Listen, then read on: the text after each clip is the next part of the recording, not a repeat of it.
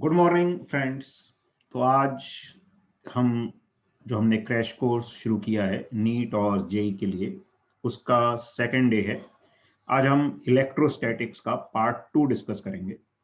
Last class में हमने part 1 में देखा कि चार्ज क्या होता है, कूलम्स लॉ क्या होता है, इलेक्ट्रिक फील्ड क्या होती है, कैसे फाइंड की जाती है, इलेक्ट्रिक लाइंस ऑफ फोर्स को हमने समझा। ये क्लास वैसे कल फ्राइडे को होनी थी, लेकिन कुछ कारणवश कल नहीं हो पाई, तो आज उसको रिशेड्यूल किया गया है। चलिए हम इसको आगे कंटिन्यू करते हैं। तो अब हम देखेंगे इलेक्ट्रिक फ्लक्स, और जैसा इसमें मैं आपको इंफॉर्मेशन भी दे दूं कि ये जो क्रैश कोर्स है, इसमें हम लाइव क्लास के थ्रू क्लास 12th के टॉपिक कंप्लीट करेंगे, जो आपको स्कूल एग्जामिनेशन, बोर्ड एग्जामिनेशन में भी काम आएंगे, जो बच्चे बोर्ड की प्रिपरेशन कर रहे हैं।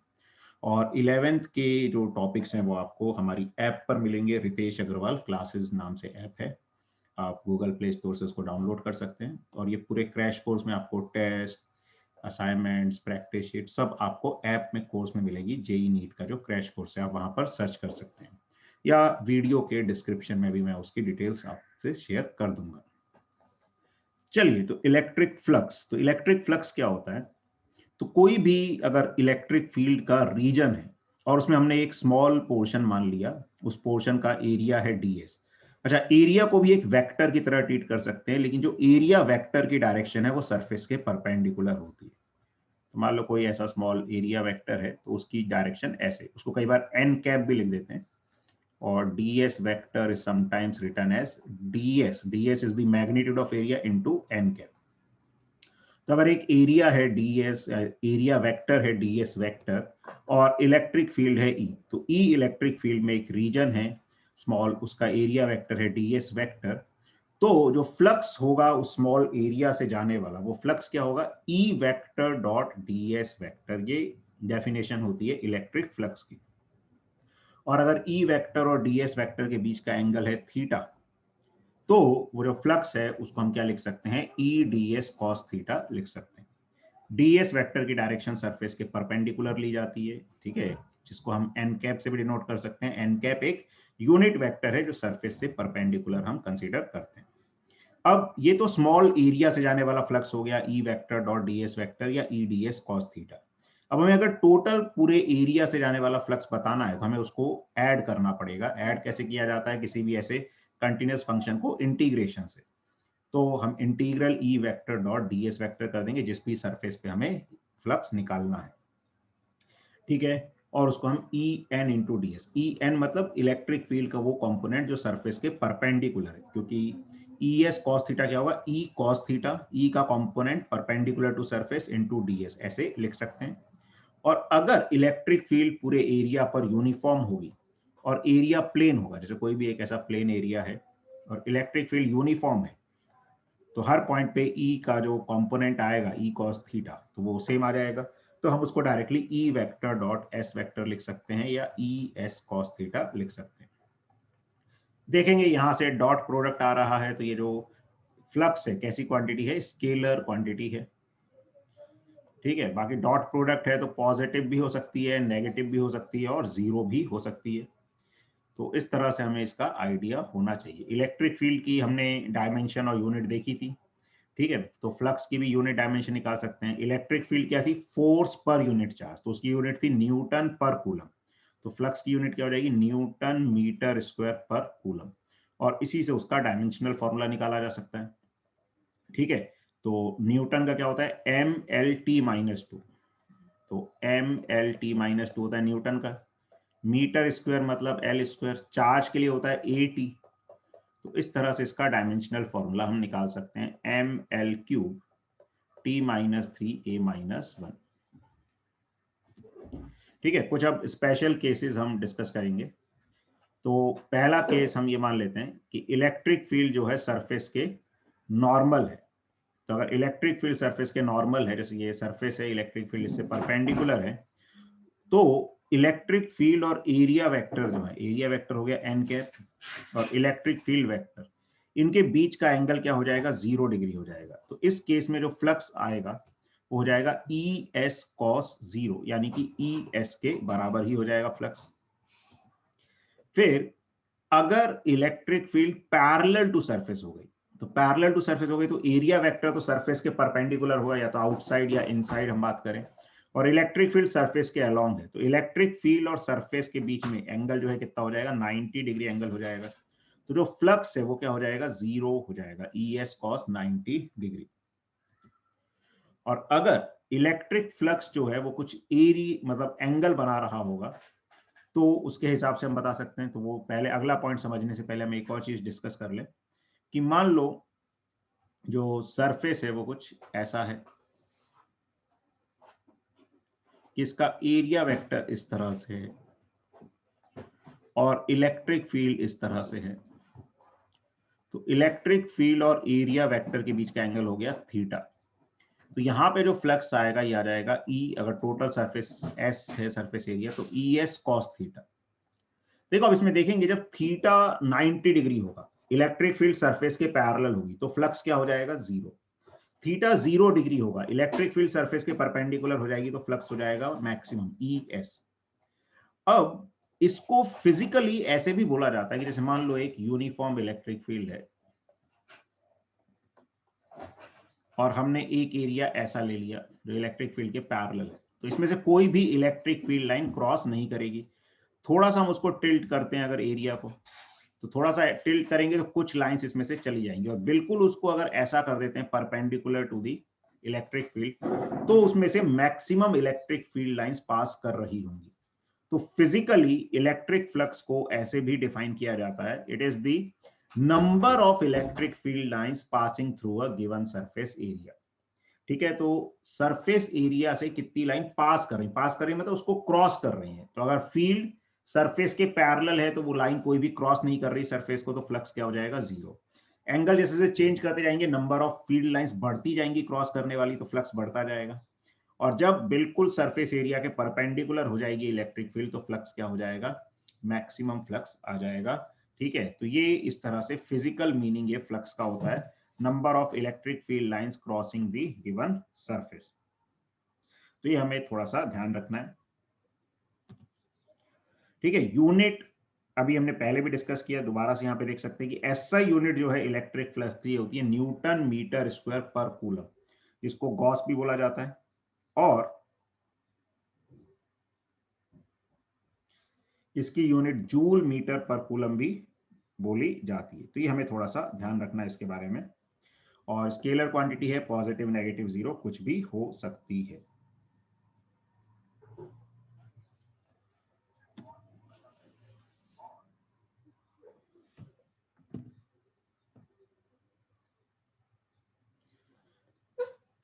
चलिए उसके बाद हम बात करते हैं अब गॉस लॉ की।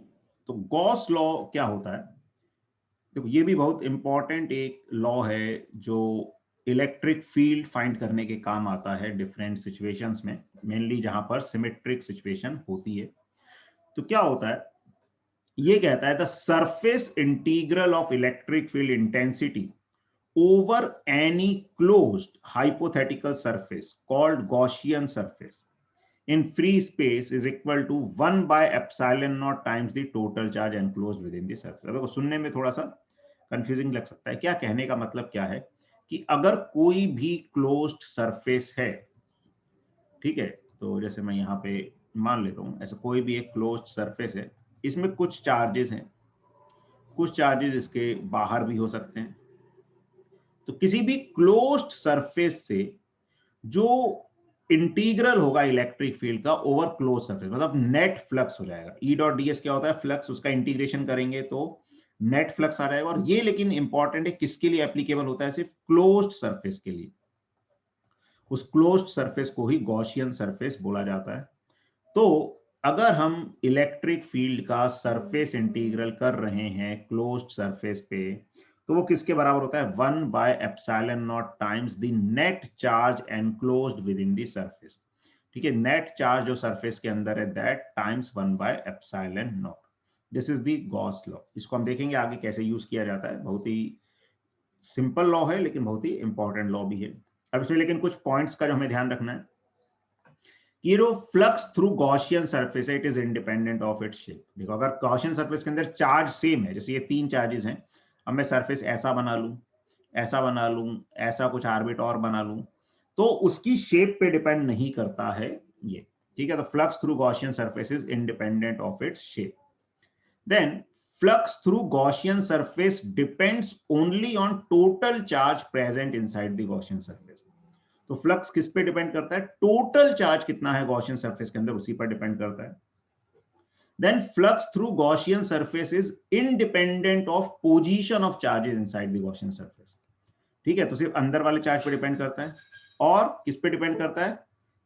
जो independent of position of charges, position of charges से इंडिपेंडेंट वो होता है। ठीक है, एक मिनट।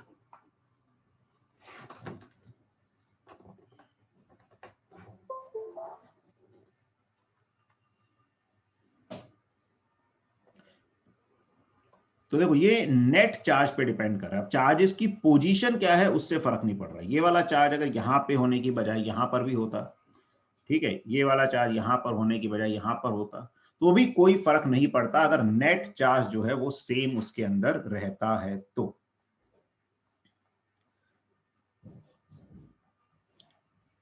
हाय सुजाल, तो जो भी YouTube पर मुझे देख रहे हैं उनको सबको हेलो। आप इसको देखिए और अपनी प्रिपरेशन अच्छे से कंटिन्यू कीजिए। चलिए, उसके बाद electric field intensity at the Gaussian surface is due to all the charges present inside as well as outside the Gaussian surface। ये कई बार पूछा गया कॉम्पिटिटिव एग्जाम में, हम कंफ्यूज हो जाते हैं। देखो ये जो गॉस लॉ है क्या कह रहा है? Integral E dot ds is 1/ε0 times total charge enclosed within the surface. तो जो चार्ज की बात करते हैं वो चार्ज कौन सा आता है? सिर्फ अंदर वाला चार्ज आता है। लेकिन जो फ्लक्स है इसमें E जो है, E सभी चार्जेस के कारण होता है, चाहे वो गॉसियन सरफेस के अंदर हो चाहे गॉसियन सरफेस के बाहर हो। ठीक है, मतलब electric field is due to all the charges present inside और आउटसाइड द गॉसियन सरफेस। ऐसा क्यों? देखो एक्चुअली में क्या हो रहा है, जैसे हमने बोला कि फ्लक्स क्या होता है? Number of electric field lines crossing a given surface. और एक और चीज होती है, जो क्लोज्ड सरफेस होता है उसमें एरिया वेक्टर हमेशा रेडियली आउटवर्ड माना जाता है। क्लोज्ड सरफेस के लिए एरिया वेक्टर कैसे लिया जाता है? आउटवर्ड डायरेक्शन में लिया जाता है। अब अगर इलेक्ट्रिक फील्ड लाइंस कहीं से एंटर कर रही हैं तो जो एंटरिंग फ्लक्स है वो क्या हो जाता है? नेगेटिव हो जाता है। क्यों? क्योंकि एरिया वेक्टर से उसका एंगल ऑब्ट्यूस हो जाता है। और जो आउटगोइंग फ्लक्स है वो कैसा हो जाता है? पॉजिटिव, क्योंकि एरिया वेक्टर से उसका एंगल एक्यूट हो जाता है।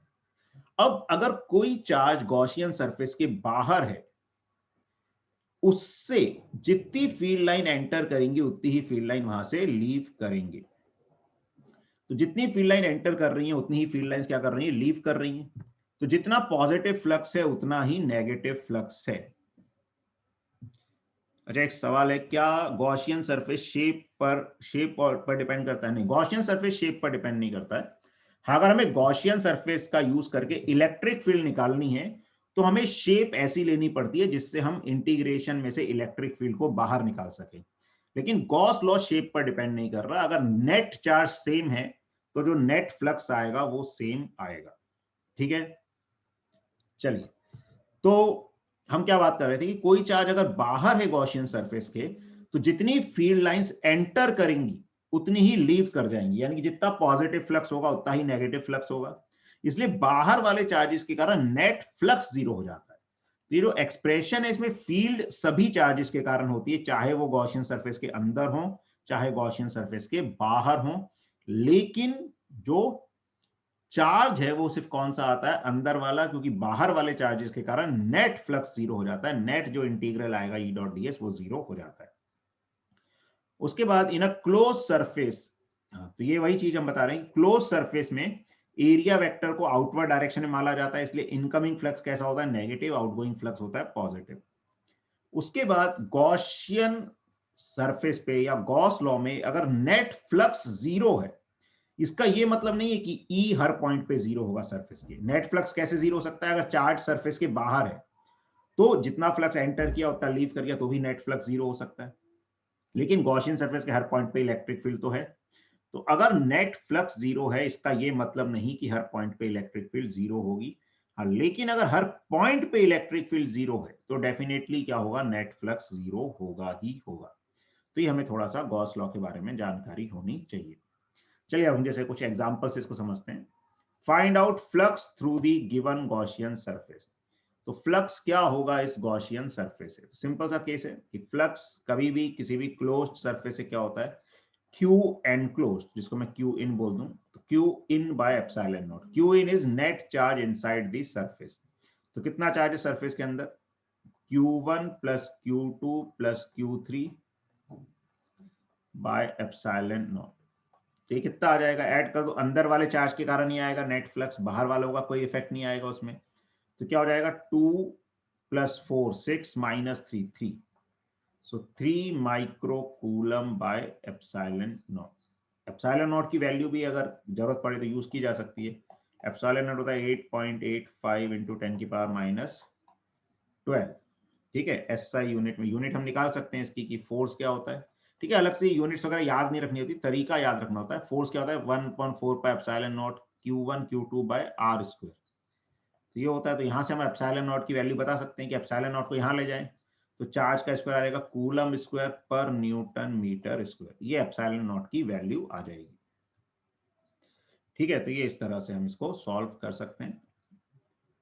चलिए अगला एक क्वेश्चन देखते हैं। If a point charge Q is placed at the center of a cube, then find out flux through any one surface of cube। देखो ये बिल्कुल सिंपल क्वेश्चंस हैं। जस्ट अगर इसमें भी कहीं कंफ्यूजन है तो उसको दूर करने के लिए हमने यहाँ पे इनको लिया गया। बाकी और भी हम अच्छे प्रॉब्लम्स करेंगे प्रॉब्लम सॉल्विंग क्लासेस में। तो ये क्या कह रहे हैं कि एक पॉइंट चार्ज रखा हुआ है क्यूब के सेंटर पे। तो ये क्यूब है, इसके सेंटर पे एक पॉइंट चार्ज रखा हुआ है क्यू। तो फ्लक्स क्या होगा किसी एक सरफेस से। अब देखो टोटल फ्लक्स जो होगा, अब अगर टोटल फ्लक्स क्या होता है, अगर किसी क्लोज्ड सरफेस में नेट चार्ज हमें पता है तो टोटल सरफेस क्या होगा, Q by epsilon not. Surface के अंदर जितना चार्ज है Q बाय एप्सिलॉन नॉट। अब ये चार्ज सेंटर पे रखा हो, देखो इससे इलेक्ट्रिक फील्ड लाइन सब बाहर की तरफ जाएंगी। तो सिमेट्री से हम बोल सकते हैं कि हर सरफेस से जाने वाला फ्लक्स क्या होगा, बराबर। तो फाई थ्रू ईच सरफेस क्या हो जाएगा, टोटल का 1/6 हो जाएगा, यानी कि 1/6 of Q by epsilon naught. So Q by 6 epsilon naught. तो ये आंसर आ जाएगा। ठीक है, फ्लक्स थ्रू 6 सरफेसेस, टोटल मिला के 6 सरफेस से कितना है, Q बाय एप्सिलॉन नॉट। तो एक सरफेस से 1/6 times Q by epsilon not. ठीक है ना। इसमें अब देखो कई बार क्या होता है, क्वेश्चन यही पूछते हैं लेकिन उसमें पूरा ये क्यूब देने की बजाय दे देते हैं कि स्क्वायर प्लेट है साइड ए की और सेंटर से a/2 हाइट पर चार्ज रखा हुआ है क्यूब।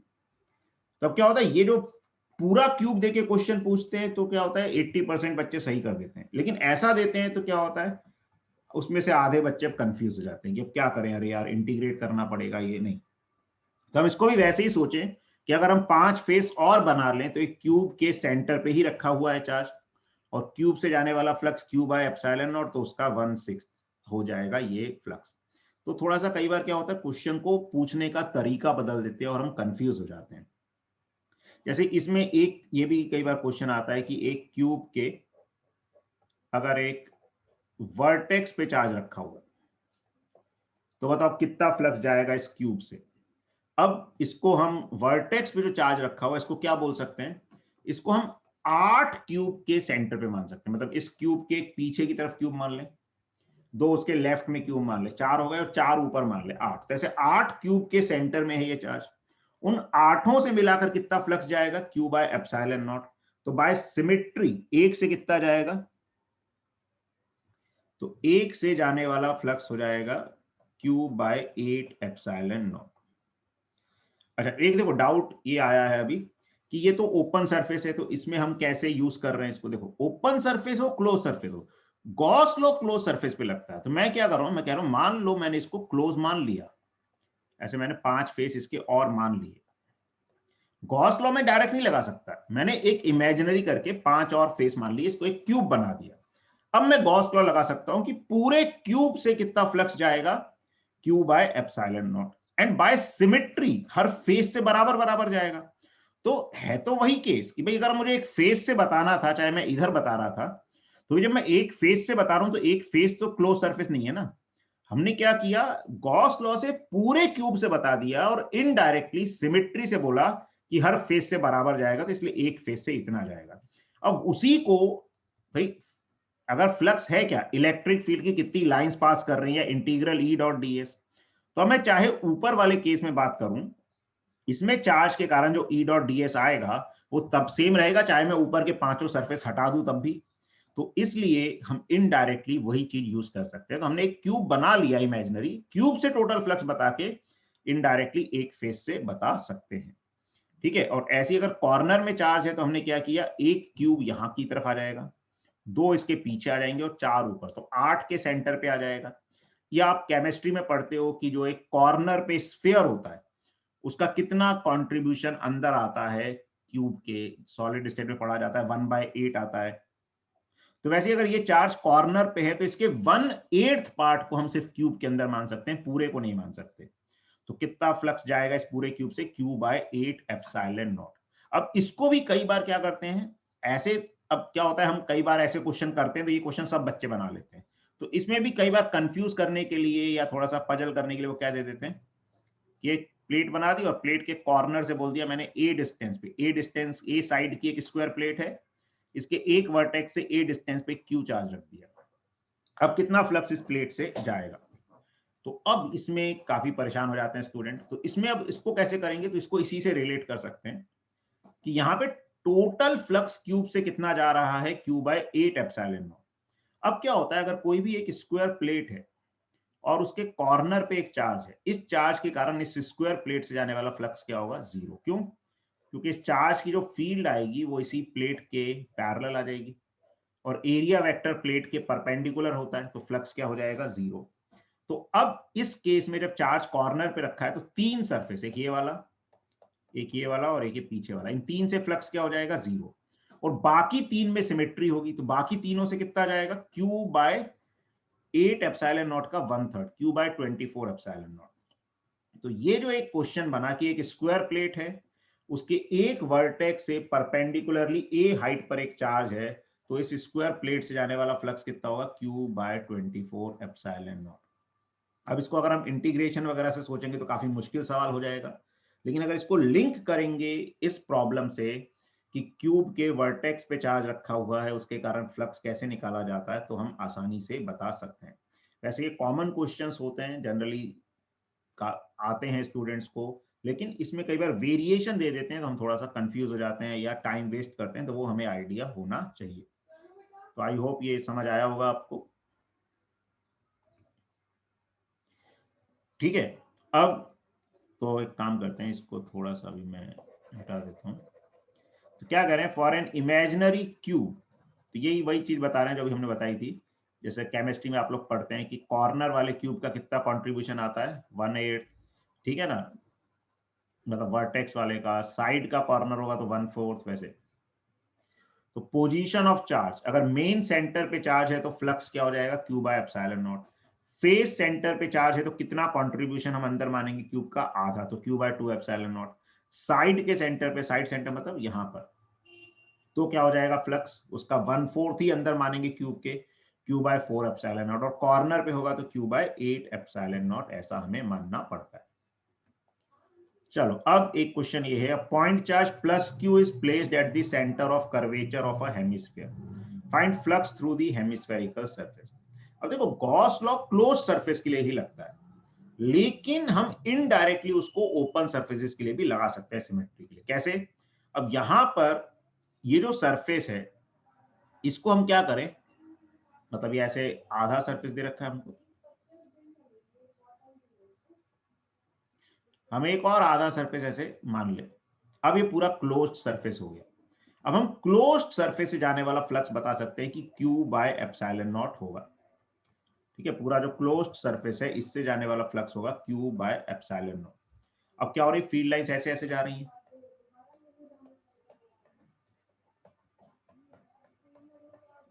तो अब बाई सिमेट्री हम बोल सकते हैं जितनी फील्ड लाइंस ऊपर से जाएंगी उतनी ही नीचे से जाएंगी। यानी कि फ्लक्स दोनों से बराबर होगा, ऊपर से जाने वाला और नीचे से जाने वाला। तो फ्लक्स जो आधे सरफेस से जाने वाला फ्लक्स है वो क्या हो जाएगा, Q/2 ε0। ठीक है, तो ये इस तरह से हम आंसर बता सकते हैं डायरेक्टली। तो ये भले क्लोज्ड सरफेस नहीं है, लेकिन फिर भी हम गॉस लॉ को यहां पर यूज कर सकते हैं और आंसर निकाल सकते हैं। तो आई होप यहां तक क्लियरिटी आई होगी सब लोगों को। अब आगे बढ़ते हैं।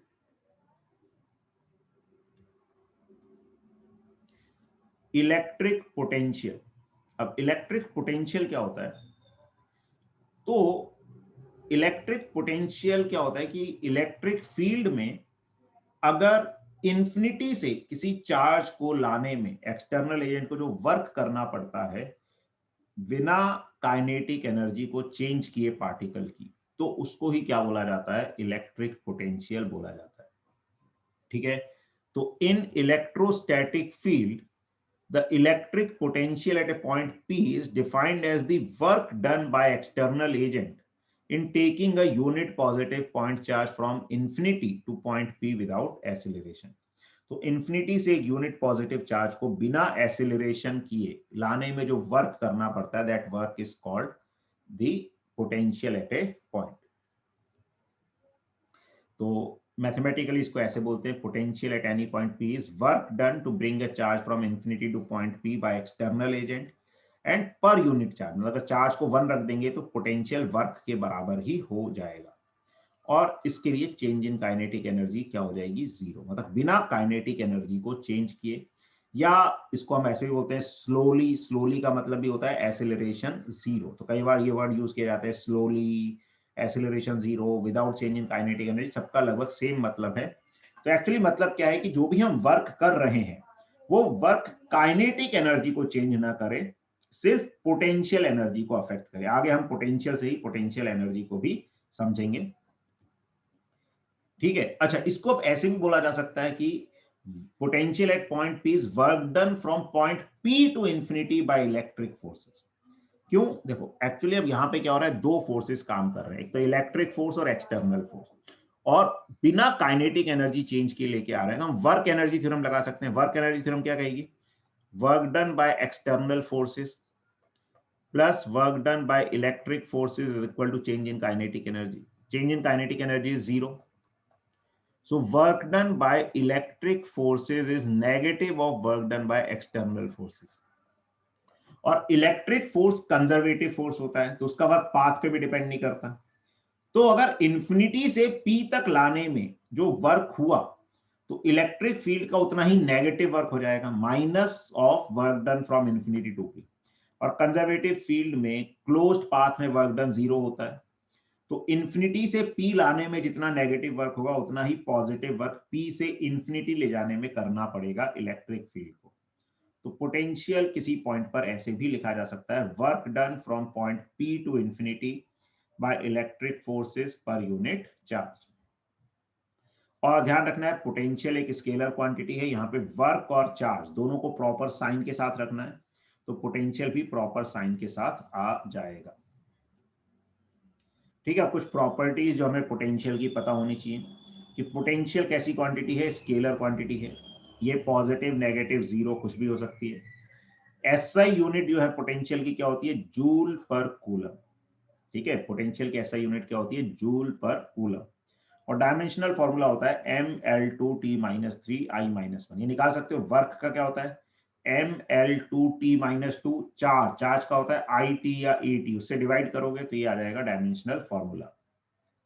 फिर electric potential at a point is also equal to negative of work done by electric field in taking the point charge from reference point to that point. तो यही चीज कह रहे हैं कि इलेक्ट्रिक पोटेंशियल क्या होता है कि ये जो वर्क हमने लिखा इंफिनिटी से पी लाने में एक्सटर्नल एजेंट का, इसका नेगेटिव अगर लेंगे तो इलेक्ट्रिक फील्ड का वर्क हम बोल सकते हैं, या पॉजिटिव में बात करेंगे तो पी से इंफिनिटी ले जाने का वो वर्क होगा। अच्छा, एक पॉजिटिव चार्ज के कारण किसी पॉइंट का पोटेंशियल हमेशा पॉजिटिव आएगा और नेगेटिव चार्ज के कारण नेगेटिव, एक्सेप्ट एट इंफिनिटी। क्यों? क्योंकि अगर एक पॉजिटिव चार्ज है और हम एक यूनिट पॉजिटिव चार्ज को इसकी तरफ लाना चाहते हैं, तो हमें फोर्स इधर ही लगाना पड़ेगा क्योंकि ये रिपेल कर रहा है, तो एक्सटर्नल एजेंट को यहाँ फोर्स लगाना पड़ेगा और डिस्प्लेसमेंट भी इंफिनिटी से इसकी तरफ ही करनी पड़ेगी। तो फोर्स और डिस्प्लेसमेंट सेम डायरेक्शन में होंगे तो वर्क कैसा होगा? पॉजिटिव। वर्क भी पॉजिटिव, चार्ज भी पॉजिटिव, तो पोटेंशियल पॉजिटिव आ जाएगा। अगर एक नेगेटिव चार्ज है वो तो खुद ही खींच रहा होगा पार्टिकल को। अब हमें अगर धीरे धीरे ले जाना है तो उसके ऑपोजिट फोर्स लगाना पड़ेगा, तो फोर्स लगेगा ऑपोजिट में, डिस्प्लेसमेंट होगा चार्ज की तरफ, तो वर्क कैसा हो जाएगा? नेगेटिव वर्क हो जाएगा। ठीक है, उसके बाद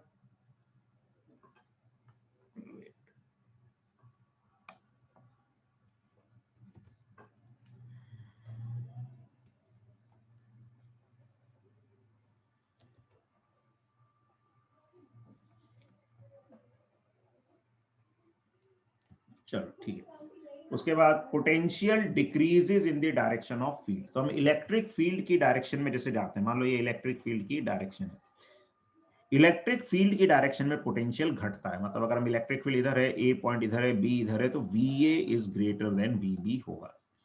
या ऐसा भी बोला जाता है कि electric field is directed from high potential to low potential. अगर ए का पोटेंशियल ज्यादा है, बी का कम, तो इलेक्ट्रिक फील्ड ए से बी की तरफ डायरेक्टेड होगी। और पोटेंशियल भी अगर मल्टीपल चार्जेस हैं तो नेट पोटेंशियल किसी पॉइंट का क्या होगा? इंडिविजुअल चार्जेस के कारण जो पोटेंशियल है उनका स्केलर एडिशन कर देंगे हम। ठीक है, स्केलर क्वांटिटी है, स्केलर एडिशन कर दिया जाएगा। अब वेरियस चार्ज डिस्ट्रीब्यूशंस के कारण इलेक्ट्रिक पोटेंशियल क्या होता है वो हमें पता होना चाहिए, और कैसे निकाला जाता है। तो देखो, पॉइंट चार्ज अगर एक है तो पॉइंट चार्ज से किसी भी r दूरी पर पोटेंशियल क्या होता है? KQ/r। Q को साइन के साथ रखना है हमें, तो इधर भी देखेंगे पॉजिटिव चार्ज होगा तो पोटेंशियल पॉजिटिव आएगा, नेगेटिव चार्ज होगा तो पोटेंशियल नेगेटिव आ जाएगा। ठीक है, तो Q क्या हो गया? सोर्स चार्ज हो गया, R हो गया distance of point from the point charge. Graph बनाएंगे तो R 0 को अप्रोच करेगा, पोटेंशियल इंफिनिटी को अप्रोच करेगा, R इंफिनिटी को अप्रोच करेगा, पोटेंशियल 0 को अप्रोच करेगा। अगर एक रिंग है, अब रिंग पे चाहे यूनिफॉर्म चार्ज हो चाहे नॉन यूनिफॉर्म चार्ज, उसके सेंटर पे अब देखो क्या होता है पोटेंशियल में, अगर सारा चार्ज किसी पॉइंट से बराबर डिस्टेंस पे है तो पोटेंशियल क्या हो जाएगा? KQ total by R। क्यों? पोटेंशियल क्या होता है? KQ/R, और स्केलर क्वांटिटी है तो K और R अगर फिक्स है तो Q का समेशन क्या दे देगा? टोटल चार्ज दे देगा। तो अगर एक रिंग है, उसके सरफेस पे चाहे यूनिफॉर्म चार्ज हो चाहे नॉन यूनिफॉर्म, सेंटर से सारा चार्ज बराबर डिस्टेंस पे है, कितने? कैपिटल R, तो सेंटर पे पोटेंशियल KQ/R। ऐसी एक्सिस पे अगर कोई डिस्टेंस x है तो वहां से भी देखोगे सारा चार्ज है तो बाउंड्री पर वो बराबर डिस्टेंस पाएगा, √R² प्लस x²। तो एक्सिस के किसी भी पॉइंट पर पोटेंशियल क्या होता है? KQ/√R² plus x²। ग्राफ बनाएंगे तो सेंटर में पोटेंशियल मैक्सिमम आ जाएगा KQ/R, और फिर दूर जाएंगे तो घटता जाएगा। ऐसे अगर uniformly charge non conducting hollow sphere है, तो हॉलो नॉन कंडक्टिंग या कंडक्टिंग भी हो सकता है, और सॉलिड कंडक्टिंग स्फीयर, तो जैसे हमने पहले भी डिस्कस किया था, सॉलिड कंडक्टिंग स्फीयर पे सारा चार्ज सरफेस पे आ जाता है, उसका बिहेवियर एक हॉलो नॉन कंडक्टिंग की तरह ही होता है। तो मान लो अभी इसको हॉलो ही मान लो कि हॉलो स्फीयर है और चार्ज कहां है? इसके सरफेस पे चार्ज है, तो इसके अंदर हर पॉइंट पे पोटेंशियल कांस्टेंट रहता है। कितना रहता है? KQ/R। ये पोटेंशियल रहता है अंदर, सॉरी अंदर नहीं, अंदर कैपिटल R रहता है, अंदर रहता है KQ/R। अंदर हर पॉइंट का पोटेंशियल कांस्टेंट रहता है, और बाहर इसका बिहेवियर एक पॉइंट चार्ज के जैसा होता है, जिसको हम इसके सेंटर पे रखा हुआ मान सकते हैं। तो बाहर पोटेंशियल क्या होता है? KQ/r के बराबर। तो वो तो इलेक्ट्रिक फील्ड के लिए भी हमने देखा था कि बाहर वाले पॉइंट के लिए इसको एक पॉइंट चार्ज की तरह मान सकते हैं, ऐसी पोटेंशियल के लिए भी मान सकते हैं। इन पे भी ग्राफ वाले क्वेश्चंस आ जाते हैं, कई बार ध्यान रखना है। तो up to R potential remains constant KQ/R, और फिर 1/r के फंक्शन में डिक्रीज करता जाता है। ऐसे अगर एक यूनिफॉर्मली चार्ज सॉलिड स्फीयर होगा नॉन कंडक्टिंग, तो फिर उसके बाहर तो पॉइंट चार्ज जैसा ही बिहेवियर होता है KQ/R। अंदर एक्सप्रेशन ये आता है KQ into 3 R² minus r² upon 2r²। Capital R radius है स्फीयर का, स्मॉल r है सेंटर से डिस्टेंस। ठीक है, तो ये एक तरीके से पैराबोलिक फंक्शन आ जाता है। तो सेंटर पे पोटेंशियल मैक्सिमम होता है कितना, 3/2 टाइम्स पोटेंशियल एट सरफेस, यानी कि 3/2 KQ/R। यहां से पैराबोलिकली ये कम होता है सरफेस तक, कितना होता है KQ/R, और फिर 1/R के फंक्शन में डिक्रीज होता है। तो ये भी फॉर्मूला इंपॉर्टेंट है, ये भी काम आता है, इसको ध्यान रखना है। ठीक है, थोड़ा सा याद रखना पड़ेगा अपने को, तो ये याद करना है हमको। चलिए अब कुछ एग्जांपल से समझते हैं कैसे पोटेंशियल फाइंड किया जाता है। Find the potential at the centre of square of side L। तो ये L साइड का एक स्क्वायर है, इसके सेंटर पे हमें पोटेंशियल बताना है। अब देखो पोटेंशियल में ज्यादा नहीं सोचना, पोटेंशियल स्केलर क्वांटिटी है। डायरेक्टली हमें क्या देखना है, अगर सेंटर से सारा चार्ज बराबर डिस्टेंस पे है, तो मान लो सेंटर से जो चार्ज की डिस्टेंस है उसको भी R बोल देता हूं मैं, तो पोटेंशियल एट सेंटर क्या हो जाएगा, K into Q total by R। तो K by R, Q total सारे चार्ज को ऐड कर दो, तो क्या आएगा, Q minus 3Q plus 4Q minus 2Q। तो ये तो जीरो ही आ गया, तो हमें R निकालने की भी जरूरत नहीं है। अगर बाई चांस नॉन जीरो आ जाता तो R निकाल लेते, R सबको आता ही निकालना कि भाई अगर ये स्क्वायर है तो ये जो इसकी डायगोनल हो जाएगी कितनी होगी, √2L। तो R जो है जरूरत पड़ने पे √2L/2, L/√2 आ जाएगा, लेकिन यहां पर उसकी जरूरत नहीं पड़ी हमको। उसके बाद ये क्वेश्चन है, 2 point charges 2 microcoulomb and -4 microcoulomb are situated at points -2,0 and 2,0. Find out the potential at points C and D. C के कोऑर्डिनेट दे रखे हैं 4,0, D के 0,√5। अब देखो फिर से पोटेंशियल पूछा है, पोटेंशियल स्केलर क्वांटिटी, कई बार हम कंफ्यूज होते हैं, उसमें भी डायरेक्शन वगैरह सोचने लगते हैं, नहीं। तो पोटेंशियल एट C, अब A वाले चार्ज के कारण क्या हो जाएगा, K into 2 microcoulomb upon C का कोऑर्डिनेट क्या है, C का कोऑर्डिनेट है 4,0, तो A से C के बीच की दूरी कितनी है 6, तो बस KQ/R, सिंपल स्केलर क्वांटिटी है, स्केलर हमें वैल्यू लिखनी है। फिर प्लस B के कारण K, उसका चार्ज कितना है -4 माइक्रोकूलम, और इसका कोऑर्डिनेट है 2, C का 4, तो डिस्टेंस कितनी हो गई 2। तो ये पोटेंशियल एट C आ जाएगा। अब इसमें से देखो K कॉमन ले लो, K कितना होता है 9 × 10⁹। ठीक है, ये 2 से 6 कैंसिल कर दो 3 आ जाएगा, 2 से 4 कैंसिल कर दो 2 आ जाएगा, तो ये आ जाएगा हमारे पास 1/3 -2 माइक्रोकूलम। तो ये आ गया 9 × 10⁹, माइक्रो हो गया 10⁻⁻6 इंटू 1/3 -2, तो 1/3 -2 कितना आ जाएगा, -5/3। तो 3 से 9 कट जाएगा, 3 आ जाएगा, तो ये आ जाएगा -15,000 वोल्ट या -15 किलो वोल्ट। ठीक है, ऐसी पोटेंशियल है D पूछा है, तो D से देखोगे ये डिस्टेंस 2 हो गई, ऐसी ये भी 2 है, D का कोऑर्डिनेट है √5, तो ये डिस्टेंस हो गई √5, तो ये डिस्टेंस आ जाएगी √4 + 5, √9 यानी कि 3। तो पोटेंशियल है D इज K। अच्छा अब देखोगे D से A और B दोनों बराबर डिस्टेंस पे हैं, तो हम डायरेक्टली ये बोल सकते हैं K into Q total by R। तो K हो गया 9 × 10⁹, टोटल चार्ज, तो 2 और -4 का टोटल कितना हो गया -2, और R कितना हो गया, R हो गया 3, तो 3 से ये 3 9 कटेगा 3 आ जाएगा, तो -6000 वोल्ट या -6 किलो वोल्ट। तो दिस इज द आंसर। ठीक है, तो इस तरह से ये हम आंसर्स निकाल सकते हैं पोटेंशियल के। अब हम बात करते हैं पोटेंशियल डिफरेंस की, कि पोटेंशियल डिफरेंस क्या होता है। तो द पोटेंशियल डिफरेंस, अब देखो पोटेंशियल में हम क्या करते हैं, एक पॉइंट को रेफरेंस को क्या मान लेते हैं, इन्फिनिटी मान लेते हैं, कि इन्फिनिटी से किसी पॉइंट तक लाने में एक्सटर्नल एजेंट को जो वर्क करना पड़ेगा वही क्या कहलाता है, उस पॉइंट का पोटेंशियल कहलाता है। अब पोटेंशियल डिफरेंस में क्या होता है, दो पॉइंट्स की हम बात करते हैं।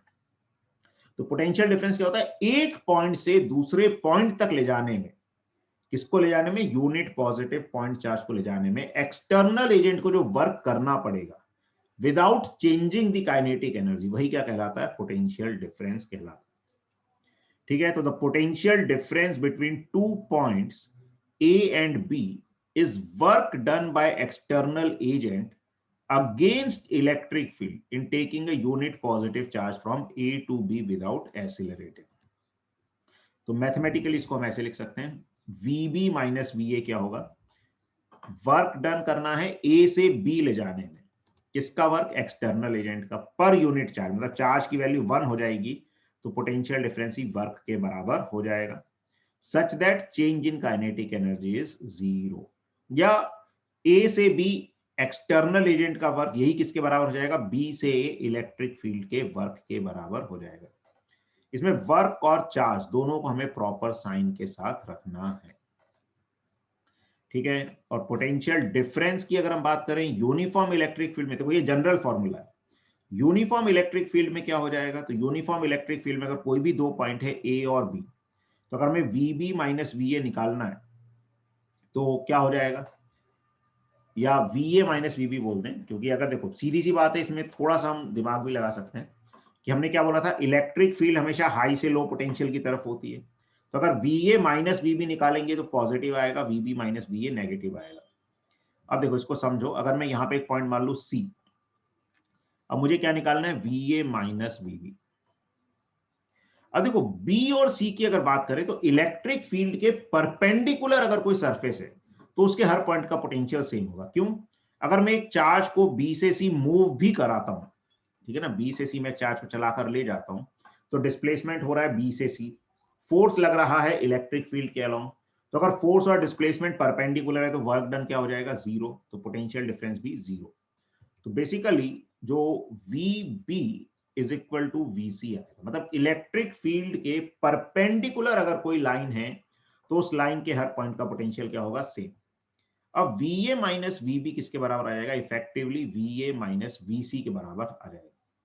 तो एक्चुअली यूनिफॉर्म फील्ड में हमें यही याद रखना है कि पोटेंशियल डिफरेंस क्या हो जाएगा, जो अलोंग द इलेक्ट्रिक फील्ड हम देख लें कि जो पोटेंशियल डिफरेंस आएगा वही अगर एंगल पे भी है तो हम क्या देखें, बी की बजाय उससे परपेंडिकुलर एक पॉइंट देख सकते हैं जो इलेक्ट्रिक फील्ड के पैरेलल आ जाएगा, मतलब ए बी का एक तरीके से कंपोनेंट देख सकते हैं इलेक्ट्रिक फील्ड के अलोंग, दैट इज ए सी। अब देखो वर्क डन क्या होगा, ए से सी जाने में क्यू ई, तो फील्ड हो गई, क्यू ई फील्ड है, क्यू ई क्या हो गया, फोर्स, इनटू डिस्प्लेसमेंट किसके बराबर हो गया, ए से सी जाने में डी के बराबर, और डिवाइडेड बाय चार्ज, तो ये पोटेंशियल डिफरेंस आ जाएगा ई इंटू डी। तो यूनिफॉर्म इलेक्ट्रिक फील्ड में पोटेंशियल डिफरेंस क्या हो जाता है, electric field into displacement in the direction of electric field. और अगर हम इलेक्ट्रिक फील्ड की डायरेक्शन में जा रहे हैं तो क्या होता है, पोटेंशियल घटता है, यानी कि हम देखें तो इलेक्ट्रिक फील्ड की तरफ जाएंगे तो जैसे VA माइनस VC या VA माइनस VB निकाल रहे हैं तो पॉजिटिव आएगा, ऑपोजिट अगर VB माइनस VA निकालेंगे जैसा कि यहां पर निकाला हुआ है तो वो नेगेटिव आ जाएगा। तो इस तरह से हमें इसको याद रखना है, कई बार ये काम आ जाता है। और कई बार इलेक्ट्रिक फील्ड वेक्टर फॉर्म में दी हुई है तो फिर हम सीधे क्या कर सकते हैं कि VA माइनस VB अगर हमें कभी निकालना है तो हम E vector dot AB vector कर सकते हैं। एक्चुअली देखो E डॉट AB क्या हो जाएगा, E AB cos theta, AB cos theta is what, AC, अगर ये एंगल थीटा है तो AB का component AB cos theta is AC, तो वही आ जाएगा E into AC, that is E into D। अब कुछ चार्ज डिस्ट्रीब्यूशंस के कारण हम बात करें पोटेंशियल डिफरेंस क्या होता है। तो अगर एक इनफाइनाइटली लॉन्ग वायर है, देखो क्या होता है, जो इनफाइनाइट ऑब्जेक्ट्स होते हैं जनरली उनके कारण हम पोटेंशियल डिफाइन नहीं कर सकते, सिर्फ पोटेंशियल डिफरेंस ही डिफाइन कर पाते हैं। क्यों, एक्चुअली जब हम पोटेंशियल डिफाइन करते हैं तो हम ये मान के चलते हैं कि इंफिनिटी पे पोटेंशियल 0 है। अब अगर हमारा ऑब्जेक्ट ही इनफाइनाइट है, मतलब चार्ज को ही हम इंफिनिटी पे प्रेजेंट मान रहे हैं, तो हम इंफिनिटी को 0 रेफरेंस नहीं मान सकते। तो इसलिए ऐसे केसेस के लिए हम क्या डिफाइन करते हैं, सिर्फ पोटेंशियल डिफरेंस डिफाइन करते हैं। तो एक इनफाइनाइटली लॉन्ग वायर के कारण क्या होगा पोटेंशियल डिफरेंस, तो अगर एक वायर है उस पर चार्ज डेंसिटी है लैम्डा, दो पॉइंट है ए बी, एक की डिस्टेंस है आर ए, एक की आर बी। अच्छा, इसमें भी क्या होता है, सिर्फ वायर से परपेंडिकुलर मैटर करता है। अब ये बी वाला पॉइंट ए के सामने हो चाहे इस लाइन पे कहीं भी हो, कोई फर्क नहीं पड़ेगा, potential difference will remain same. तो VA माइनस VB क्या हो जाएगा, या इधर VB माइनस VA क्या हो जाएगा, minus integral E dot D R from RA से RB, या हम सीधे ये बोल सकते हैं कि अगर पॉजिटिव चार्ज है तो इलेक्ट्रिक फील्ड यहां आएगी तो A का पोटेंशियल B से ज्यादा होगा, और डायरेक्टली अब ये याद रख सकते हैं VA माइनस VB क्या हो जाएगा 2K lambda ln RB by RA, ये पॉजिटिव आ जाएगा। और देखो साइन थोड़ा सा हम कई बार कंफ्यूज हुए तो लॉजिकली भी देख सकते हैं कि हम इलेक्ट्रिक फील्ड की डायरेक्शन डिसाइड कर ले पहले और फिर इलेक्ट्रिक फील्ड की डायरेक्शन में जाने में पोटेंशियल डिक्रीज होता है। तो अगर हम देख लें अगर electric field away from the wire है तो जो नजदीक वाला पॉइंट है उसका पोटेंशियल ज्यादा आएगा, तो अकॉर्डिंगली हम साइन चूज कर सकते हैं अगर कुछ कंफ्यूजन है तो। ठीक है, तो VA माइनस VB क्या हो जाएगा 2K lambda ln RB by RA। और अगर एक इनफाइनाइटली लॉन्ग थिन शीट है तो इसके कारण तो फील्ड यूनिफॉर्म ही होती है, कितनी सिग्मा बाय 2 एप्सिलॉन नॉट। तो अभी हमने देखा यूनिफॉर्म इलेक्ट्रिक फील्ड में पोटेंशियल डिफरेंस क्या होता है। अगर मैं VA माइनस VB बात करूंगा तो वो क्या हो जाता है electric field into displacement in the direction of electric field. तो डिस्प्लेसमेंट फील्ड की डायरेक्शन में कितना है D, और अगर VB माइनस VA करेंगे तो माइनस साइन के साथ आ जाएगा minus sigma D by 2 epsilon naught, जैसा यहाँ पर लिखा हुआ है। तो ये हमें समझ आना चाहिए। ठीक है, उसके बाद हम बात करते हैं इक्विपोटेंशियल सरफेस। अगर इससे पहले किसी को कोई कंफ्यूजन है डाउट है तो पूछ सकता है।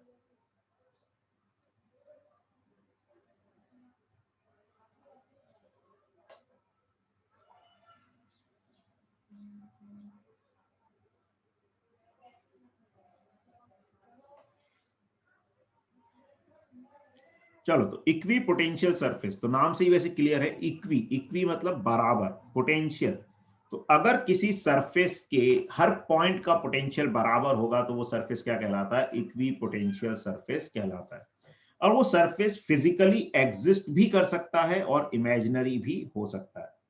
ठीक है, तो अगर किसी सरफेस के हर पॉइंट का पोटेंशियल सेम है then it is called equipotential surface. इसकी क्या प्रॉपर्टीज होती हैं कि when a charge is shifted from one point to another on an equipotential surface then work done against electrostatic forces is zero। अब देखो work done जो है actually क्या होता है, जैसे हमने देखा पोटेंशियल क्या होता है वर्क अपॉन चार्ज, तो वर्क क्या होता है चार्ज इनटू पोटेंशियल डिफरेंस। तो अगर इक्वी पोटेंशियल सरफेस है उसके हर पॉइंट का पोटेंशियल सेम है, तो अगर मैं एक पॉइंट से दूसरे पॉइंट तक चार्ज को ले भी गया तो पोटेंशियल डिफरेंस जीरो है। तो work done by electrostatic forces और अगेंस्ट इलेक्ट्रोस्टैटिक फोर्सेस क्या हो जाता है जीरो। तो अगर इक्वी पोटेंशियल सरफेस के एक पॉइंट से दूसरे पॉइंट तक हम चार्ज को ले जाते हैं तो वर्क डन बाय और against electrostatic forces is zero. then electric field is always perpendicular to equipotential surfaces। Electric field हमेशा इक्विपोटेंशियल सरफेसेस के परपेंडिकुलर होती है। क्यों? क्योंकि देखो हमने क्या बोला, इलेक्ट्रिक फील्ड हमेशा पोटेंशियल, इलेक्ट्रिक फील्ड की डायरेक्शन में पोटेंशियल डिक्रीज होता है। अभी इक्विपोटेंशियल सरफेस है, मान लो फील्ड एंगल पे आ गई तो इसका एक कंपोनेंट सरफेस के अलोंग भी आ जाएगा, विच इज नॉट पॉसिबल क्योंकि इलेक्ट्रिक फील्ड तभी आ सकती है दो पॉइंट्स के बीच में जब वहां पे पोटेंशियल डिफरेंस होगा। तो क्योंकि हर पॉइंट का पोटेंशियल सेम है दैट मींस इलेक्ट्रिक फील्ड का कोई कंपोनेंट सरफेस के अलोंग नहीं आ सकता, इसलिए इलेक्ट्रिक फील्ड को सरफेस से परपेंडिकुलर ही होना पड़ता है। फिर two equipotential surfaces do not cross each other. दो इक्विपोटेंशियल सरफेसेस कभी एक दूसरे को क्रॉस नहीं करेंगे। तो क्रॉस नहीं करेंगे, क्यों नहीं करेंगे? क्योंकि अगर क्रॉस करेंगे तो वहां पे एक पॉइंट पे दो पोटेंशियल आ जाएंगे, या अगर हम देखें तो इलेक्ट्रिक फील्ड इक्विपोटेंशियल सरफेस के परपेंडिकुलर होती है, तो अगर सरफेस क्रॉस करेंगे तो दो परपेंडिकुलर्स की डायरेक्शन आ जाएंगी वहां पर, विच इज नॉट पॉसिबल। क्योंकि जो जब हम इक्विपोटेंशियल सरफेस की बात करते हैं तो पोटेंशियल नेट पोटेंशियल की बात करते हैं किसी भी पॉइंट पे, ऐसे इलेक्ट्रिक फील्ड भी नेट इलेक्ट्रिक फील्ड की बात करते हैं। तो एक पॉइंट पे दो इलेक्ट्रिक फील्ड की डायरेक्शंस नहीं हो सकती हैं।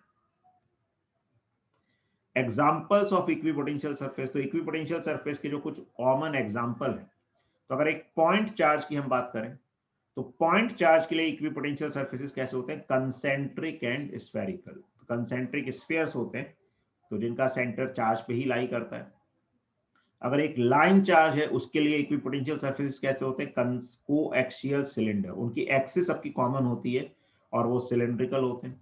और अगर एक यूनिफॉर्मली चार्ज लार्ज कंडक्टिंग या नॉन कंडक्टिंग शीट है तो उसके लिए इलेक्ट्रिक फील्ड कैसे आएगी, उसके लिए इलेक्ट्रिक फील्ड आ जाएगी ऐसे परपेंडिकुलर टू द शीट। तो उसके लिए इक्विपोटेंशियल सरफेसेस कैसे होते हैं, इलेक्ट्रिक फील्ड के perpendicular surfaces, potential V1 V2 V3 इस तरह से।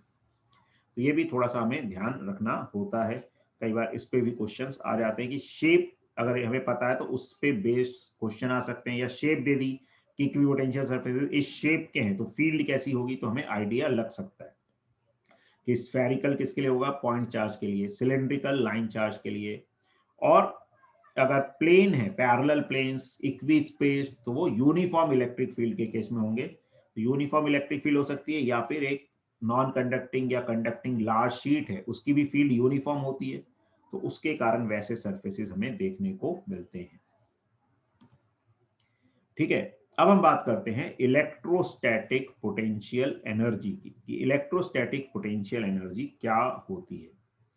अब देखो, जैसे पोटेंशियल क्या होता है कि यूनिट पॉजिटिव चार्ज को इंफिनिटी से किसी पॉइंट तक लाने में जो वर्क करना पड़ता है एक्सटर्नल एजेंट को, वो पोटेंशियल कहलाता है।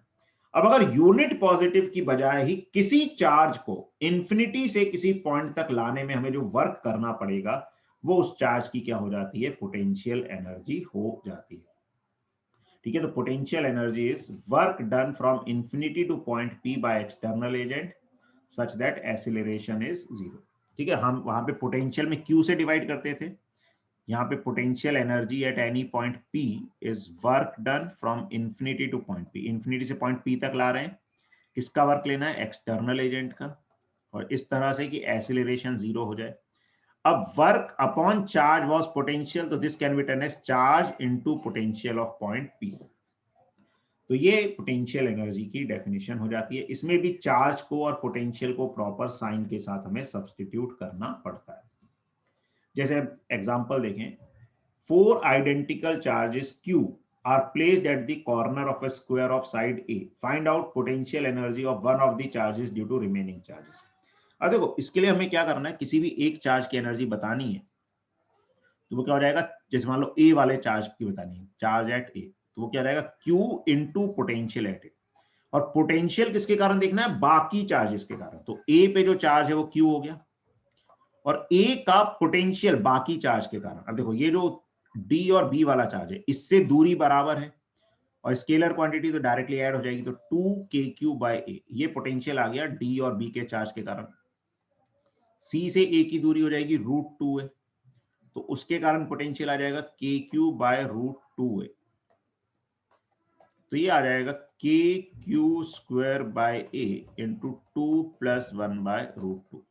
तो this is potential energy of charge particle at A. और सिमेट्री से हर एक चार्ज पार्टिकल की जो पोटेंशियल एनर्जी है बाकी चार्जेस के कारण सेम आएगी। ठीक है, तो this is the potential energy of any one charge due to all other charges.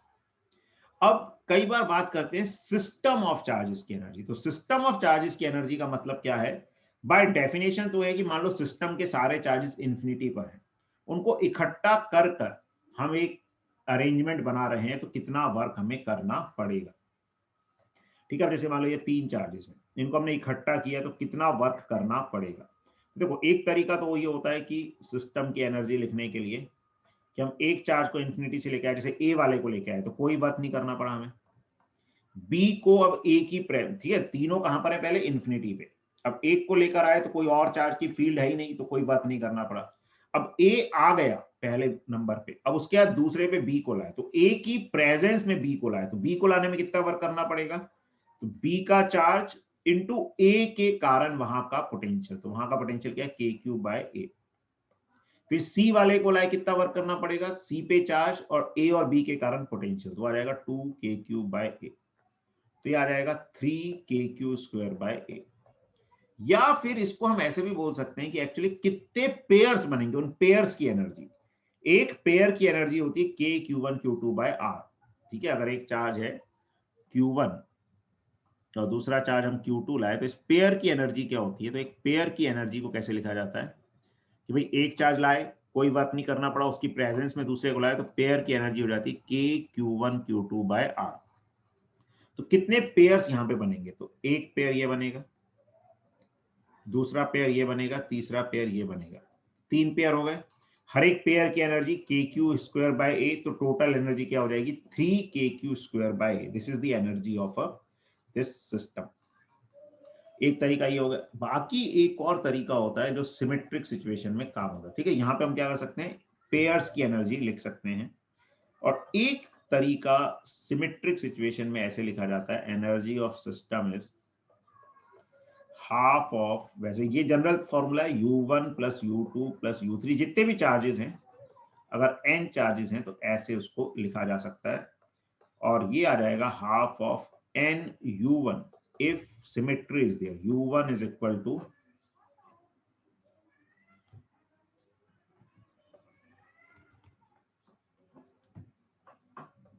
U2 is equal to U3 and so on.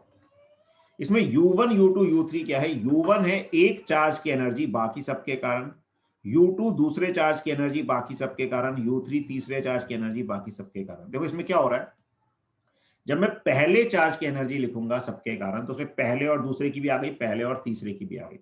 अब दूसरे की सबके कारण लिखूंगा तो दूसरे की पहले के साथ दोबारा आ गई, मतलब पहले एक और दो की आ गई थी, दो और एक की दोबारा आ गई। ऐसे तीसरे की लिखेंगे तो ऐसे हर चीज दो बार रिपीट हो जाएगी, इसे हमें हाफ कर देना पड़ता है।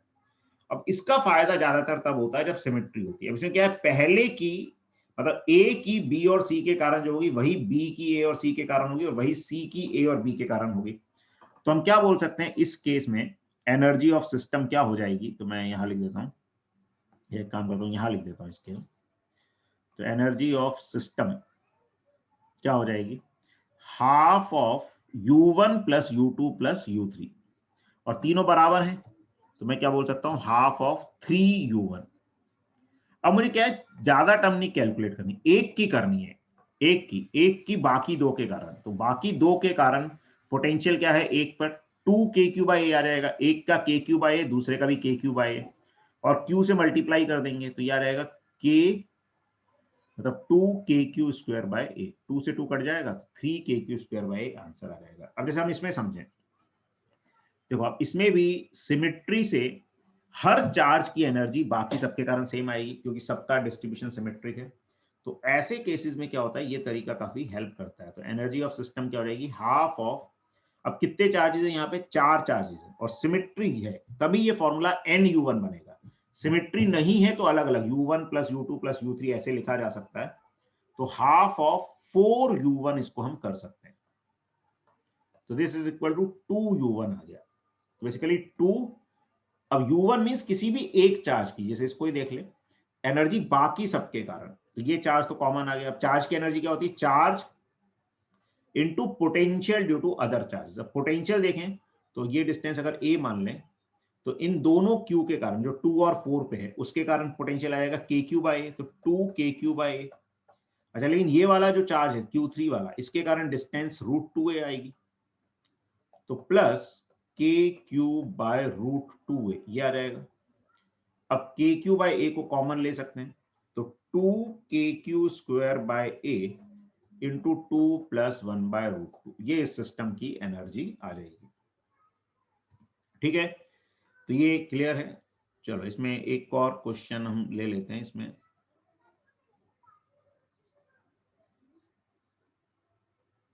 अब मान लो ऐसी एक क्यूब दे दिया हमें, एक क्यूब के 8 वर्टिसेस पे चार्जेस हैं और आइडेंटिकल चार्जेस हैं, साइड है A। अब इस सिस्टम की एनर्जी लिखनी है। अब इसमें देखो, अगर हम एक एक करके चार्ज ला के लिखेंगे तो काफी मेहनत हो जाएगी, तो फिर क्या कर सकते हैं, फिर यही करें कि इसमें कितने चार्जेस हैं, 8, और सिमेट्री से हर चार्ज की बराबर आएगी, तो half of 8U1, that is 4U1 आ जाएगा। तो 4, और U1 मींस किसी भी एक चार्ज की एनर्जी बाकी सबके कारण, तो तीन चार्जेस कितने डिस्टेंस पे रहेंगे, A, तो 3kq²/a। ठीक है, ये डायरेक्ट होंगे। तीन जो फेस पे आएंगे, जैसे ये वाले, ऐसे ऐसे वाला, ये वाला और ये वाला, ऐसे तीन की डिस्टेंस क्या आएगी, √2a, तो 3kq²/√2a, और एक आएगा बॉडी डायगोनल वाला। ठीक है, तीन तो डायरेक्ट जो कनेक्शन थे साइड में, तीन आएंगी फेस डायगोनल और एक बॉडी डायगोनल। बॉडी डायगोनल की डिस्टेंस होती है √3a, तो kq²/√3a। तो आसानी से हम इस पूरे सिस्टम की पोटेंशियल एनर्जी लिख सकते हैं। ठीक है, आई होप आपको ये समझ आया होगा। कोई भी कंफ्यूजन है, डाउट है, तो जो लोग कोर्स पे एनरोल्ड हैं वो वहाँ पर चैट में शेयर कर सकते हैं। जो यूट्यूब पर देख रहे हैं वो भी कमेंट कर सकते हैं। ठीक है, आज हम इतना ही करते हैं। इसका थोड़ा सा और पार्ट बचा है, उसको नेक्स्ट क्लास में कंप्लीट करेंगे। चलिए, तो अपनी पढ़ाई अच्छे से कीजिए। और जैसा कि न्यूज़ के हिसाब से जेई अभी फरवरी में होने का चल रहा है, फर्स्ट फेज वाला। तब तक काफ़ी समय है, अच्छे से आप लोग चीज़ें कवर कर सकते हैं। हम भी अपना जो कोर्स है उसको तब तक कंप्लीट कर लेंगे। चलिए, bye bye, have a nice day and अच्छे से प्रिपेयर कीजिए, अपनी सेफ्टी रखिए। Good luck.